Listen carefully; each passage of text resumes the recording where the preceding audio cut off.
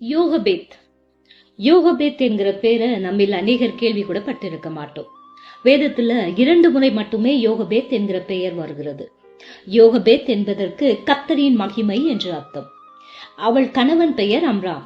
சாத்தியமற்ற சூழ்நிலைகளில தேவன் மீது நம்பிக்கையும் விசுவாசமும் வைத்தவள். யோகபேத் மீரியாம், ஆரோன், மோசே என்பவர்களின் தாய். சிறந்த தாய் மட்டுமல்ல, தேவனுடைய திட்டத்தில் ஒரு பயங்கரமான அடக்குமுறையின் காலகட்டத்தில் அவள் வாழ்ந்தாள்.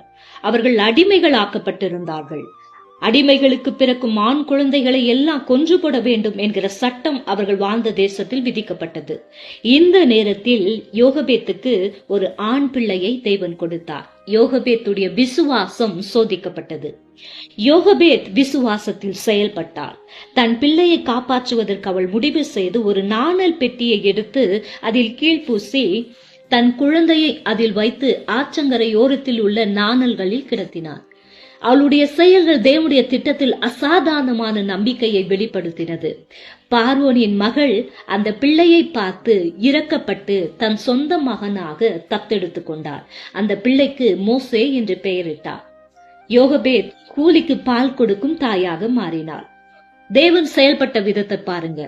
எந்த பார்வோன் ஆண் குழந்தைகளை கொலை செய்ய வேண்டும் என்று சட்டம் போட்டானோ அவன் வீட்டிலேயே மோசே வளர்க்கப்பட்டார். சிறந்த படிப்பும் சிறந்த உணவுகளும் சிறந்த உடைகளும் வழங்கப்பட்டு இளவரசனாக மோசே வளர்க்கப்பட்டார்.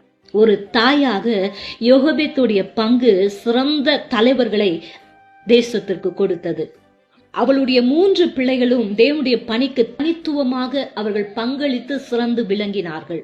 மீரியாம் தீர்க்கதரிசியாகவும் ஆராதனை வீராங்கனையாகவும் பெண்களுக்கு தலைவியாகவும் செயல்பட்டாங்க.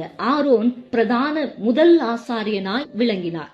மோசே ஒரு நல்ல தலைவனாய் இஸ்ரவேல் தேசத்திற்கு மாறினார். ஆபத்துகளுக்கு மத்தியிலும் யோகபேத்துடைய துணிச்சலும் தேவன் மீதுள்ள அசைக்க முடியாத விசுவாசமும் கீழ்ப்படிதலும் அவளுடைய தியாகமும் நம்மை வியக்க வைக்கிறது. இன்றைய பெற்றோர்களுக்கான பாடம் என்ன தெரியுமா? தேவன் நமக்கு கொடுக்கும் பிள்ளைகளை ஆவிக்குரிய வளர்ச்சிக்கு நாம் வளர்க்க வேண்டும். ஆவிக்குரிய வளர்ச்சிக்கு நாம் முன்னுரிமை அளிக்க வேண்டும். அவர்களை ஊக்கப்படுத்தி கர்த்தருக்குள் நாம் அவர்களை நடத்த வேண்டும். மோசே போல நல்ல தலைவர்கள் வேண்டுமானால் நாம் யோகபேத்தை போல விசுவாசத்திலும் அன்பிலும் தியாகத்திலும் அர்ப்பணிப்புள்ளவர்களாய் தேவனுக்கு பயந்து அவருடைய வார்த்தையை பற்றி கொண்டு ஒரு நல்ல வழிகாட்டியாக நம்முடைய பிள்ளைகளுக்கு நாம் மாறும்போது வருங்கால தலைமுறையாகிய நம்முடைய பிள்ளைகள் தேவனால் ஆசீர்வதிக்கப்படுவார்கள் என்பதில் துளி அளவும் சந்தேகமே கிடையாது.